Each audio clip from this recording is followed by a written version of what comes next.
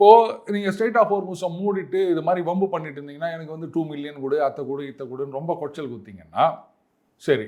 இப்போ நீங்கள் வந்து உங்களுக்கு காசு கொடுக்குறவங்க இல்லை வேணுங்கிறவங்க ஃப்ரெண்ட்லி கண்ட்ரிஸ் அவங்களெல்லாம் மட்டும் அலோவ் பண்ணுறீங்க, மற்றவங்கள அலோவ் பண்ணக்கூடாதுன்னு சொல்கிறீங்க.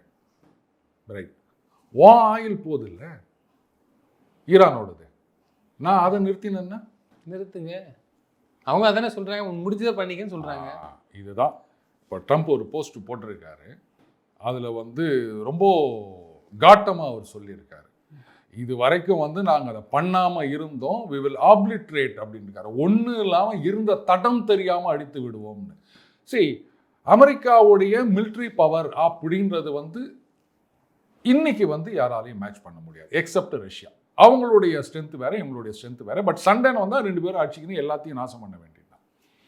அப்படி இருந்துச்சு ஈரானால தாக்கு பிடிக்க முடியாது. இன்னும் அவங்க வந்து ஃபுல் மைட்டை யூஸ் பண்ணல அமெரிக்கா. ஆமாம், அவங்க என்ன யோசிச்சுட்டு இருக்காங்க பாருங்க, இன்னைக்கு ஒரு குரூப் ஆஃப் பீப்புள் அந்த ஐஆர்ஜிசி இந்த ஒரு குரூப் உக்காந்திங்கன்னு இந்த மாதிரி பண்ணிட்டு இருக்காங்க. அவங்க மாறிட்டாங்கன்னா ஈரான் மக்கள் வந்து அந்த அடக்குமுறை அதனால வந்து அவங்க கஷ்டப்பட்டுட்டு இருக்காங்க.